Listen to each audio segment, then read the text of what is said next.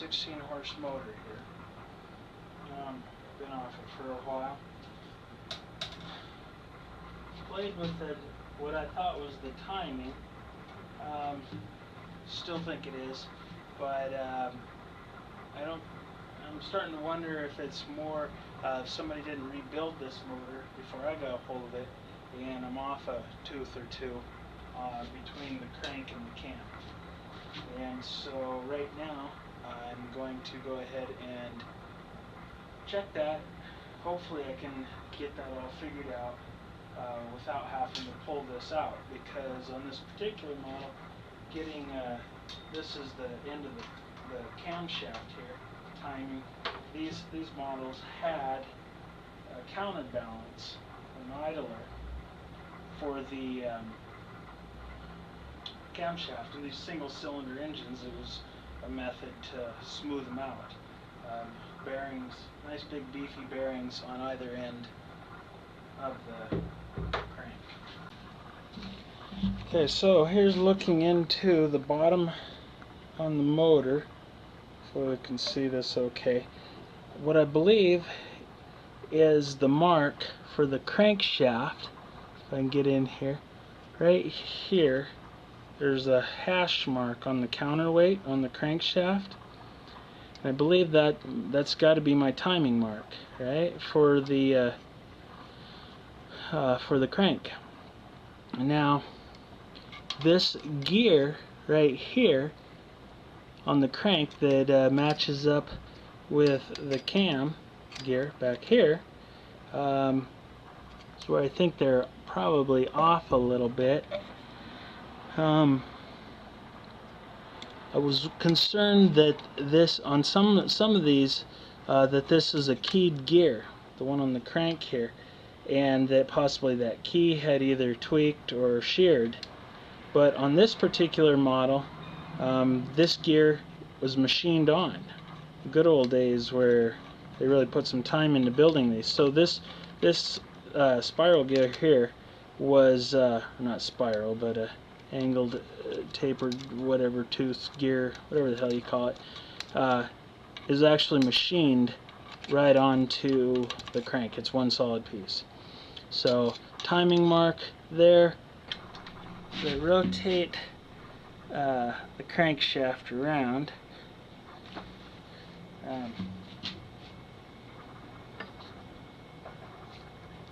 See right there's my timing marks coming up. Right there's my timing mark on the cam gear. So I need to line those up. And as you can see, this is in the trough of the tooth. The other one, I don't know if you can see that, but it was on the point of the tooth, which makes that handy, huh? Oops, get that light out of there. I guess you can't see with me shining it on there. This bearing is sweated on, meaning they put it in a hot oil bath, and 300-400 degrees or so is what I'm told, and expanded it, the bearing, and just to give just enough that then they press it into place. I don't want to screw with taking that bearing off if I don't have to, because I think there's a good chance, even if I don't ruin it, I'm not going to do it any favors by trying to press it off of there. Okay, after massive amounts of painfulness here, I finally figured out how this damn thing came apart, which I will share for those who may find themselves in the same place I was. The cam, which this is the other end of it here, has this little deal in it.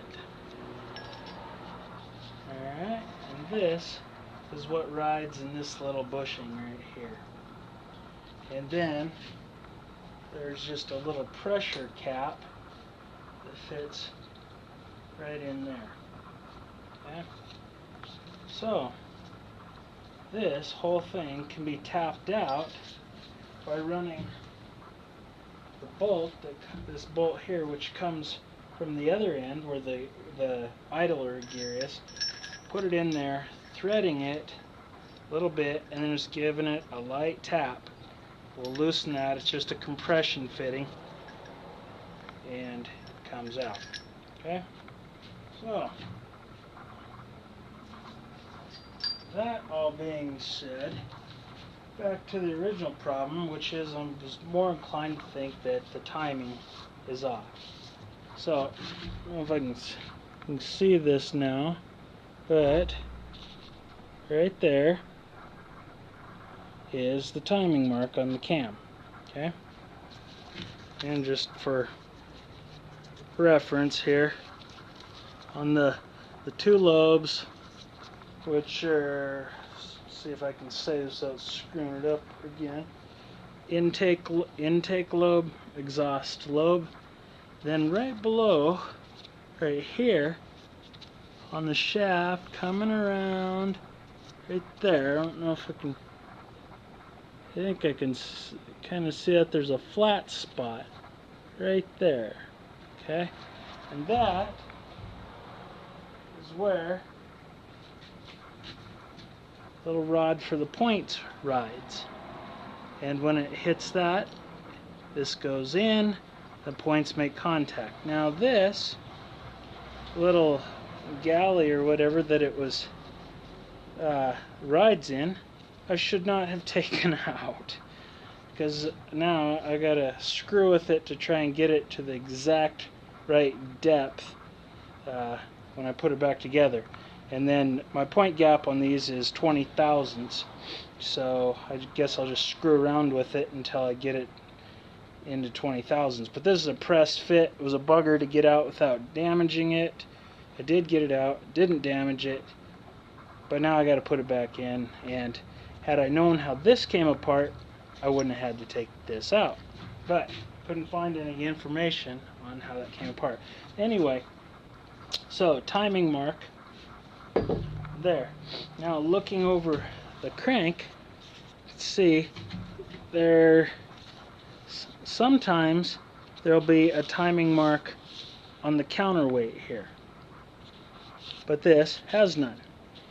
These bearings, I really don't want to screw with these bearings. They're, like I said before, pressure fit on, and probably damaging them getting off. And this is, if you can see that, this is a solid piece. This gear does not come off, it's machined on. The crank is all one unit. Okay, so what we have here is this hash mark that I was mentioning, which that's the only thing I see on here. So that's got to be the timing mark. Okay, so now the question is, when this is in there, how do they line up? I would think just like this. This hash mark is at the top of a tooth. That punch mark, timing mark on the cam, is in the valley of the tooth. So it would stand to reason that, voila, they go together like so. Okay? And that's not how it was. There's a couple teeth off from there, which I think is the problem. So now, to test the whole theory, I put it back together with that in the right place, and we'll see. Alright, so I'll clean this up, start reassembling it, and I'll be back. Okay, so I'm putting that little Venturi or whatever back in here, the rod for the points. Goes between the cam, a little push rod that goes between the cam and the points. Set it on the inside already. I have a pretty good idea, roughly, probably within 10-20 thousandths of where it needs to be. Got a good block of wood here because I'm starting to come through it. In an attempt to be a little smarter about it,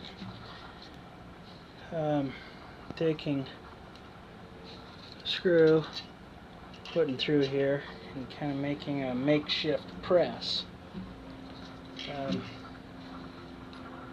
So it's worked. I've got it almost there. It's I think less than a 1/16 from being flush. And so let me try this. See if I can't get it the rest of the way. And then I think it was, as I recall, about it was about an 1/8 past, or 1/8 sticking out there. I'm not left-handed, can you tell?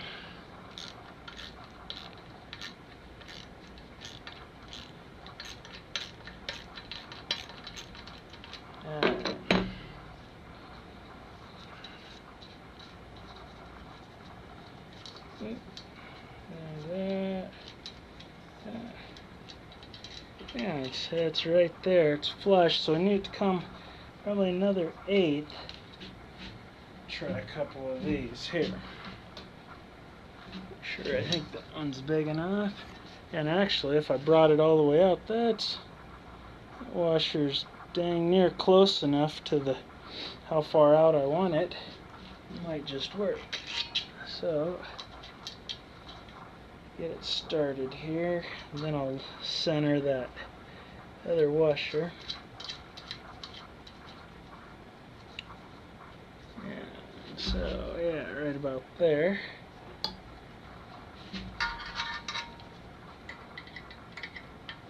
Alright, let's see what happens. That screw is just an 832, 8 diameter 32 thread.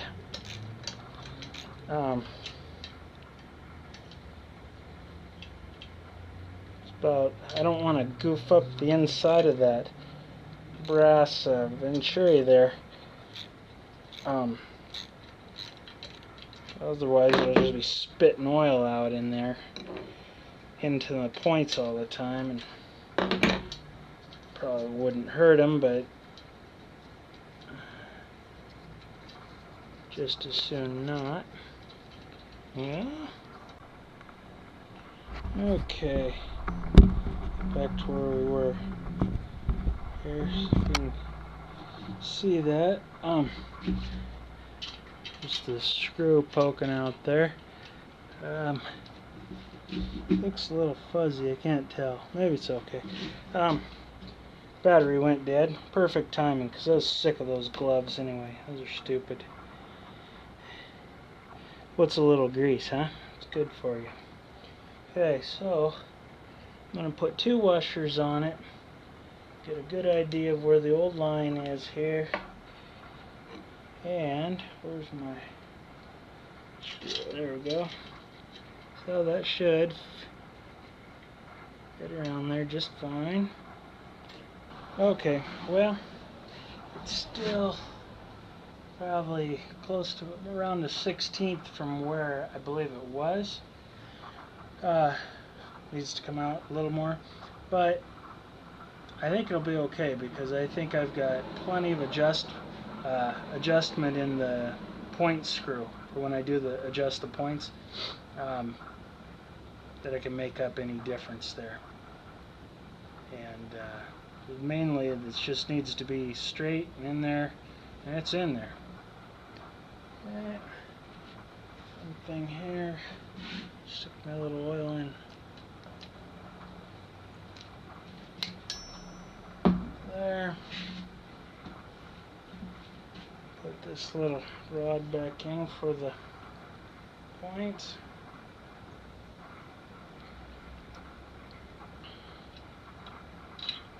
Oh yeah.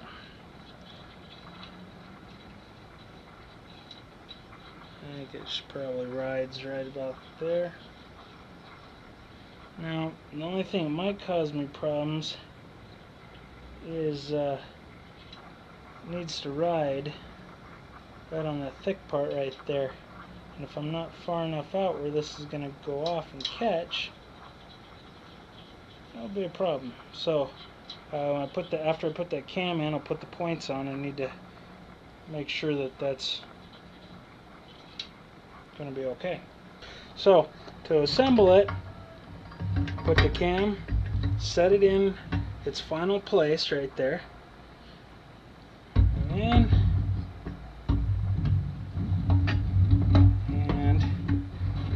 you just hold it back a little bit, and then get this bearing on the flywheel side over here started, and boom, there we go. That's in place. Okay, so now for the critical part. The part that was originally screwed up, in my belief, on this motor, which was cam. The gears were not lined up. So I'm going to take a moment and get that all lined up, and then I'll be right back. Alright, I just wanted to show what I was doing here. Right there's the hash mark, and so I've come straight down from that to the tooth that it's lined up with, mark that tooth. Now obviously this bearing will spin, but just put a mark straight across, line that up with the tooth, and then come up, and then just made a mark going down here. So that's going to be my alignment. Now, so it goes up and it crosses and then hits that tooth. This tooth right here that lines up with that hash should go into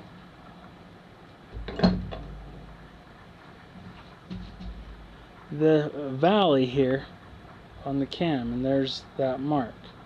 Now the confusing part is that the way it worked out on this motor, this mark on the cam is on the opposite side as the hash mark on the crank. See, so if I line these two up like so, one mark's on here, the other mark's over there, and that's about close to a two tooth difference, and I think that's probably where I got screwed up when they put it together before. It's my theory. So I'll see if I can get it in straight. Okay, the moment it's all come down to, what I've done, this here is the piece that goes into the cam, and I've just taken the bolt, the retaining bolt for the cam here. It normally comes through from the other end, but I'm just using it to hold this. This is what holds the cam in place. Set it down here so it's handy. Reach inside, and now I want to line my marks up. Okay, so get the cam up here. There we go. There's our cam mark, and turn my crank so it's about where it should be. Now, I can look at this and see if I'm lined up correctly. I think I am. So I'll set. Try not to lose it here. That to me. Get in there, you shithead. There we go. Okay. So let's see if I got them lined up. Now, alright, now if you can see, those are not lined up. Which is why I put the marks there, so we can tell. Okay, so loosen, holding the crank, go back, loosen cam up, turn it a little bit.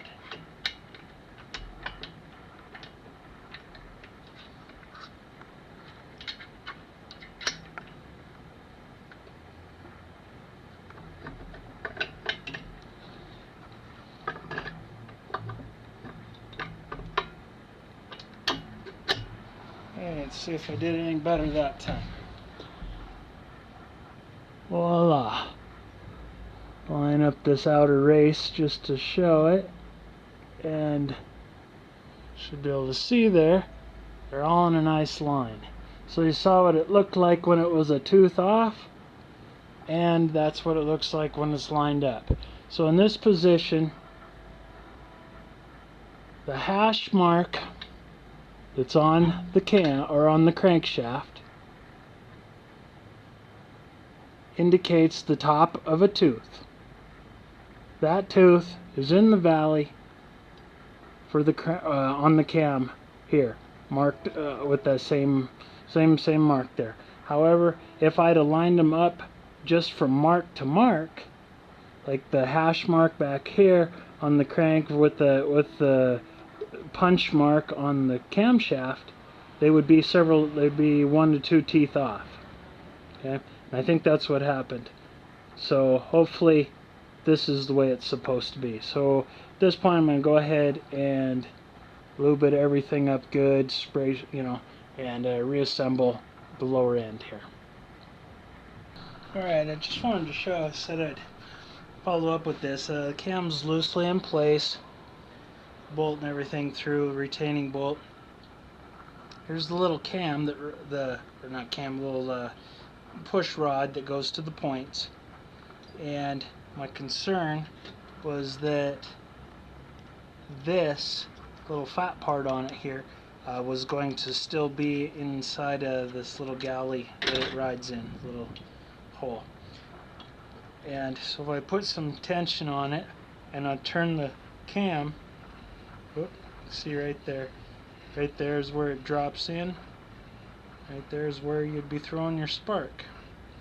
Points would come together.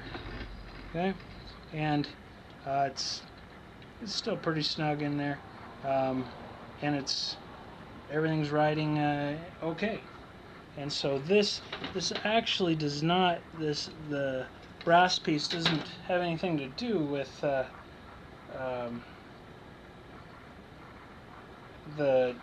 alignment or the gap. I guess what I'm trying to say that the points will have. It's just for this to ride in, and I think it should be okay. So moving on.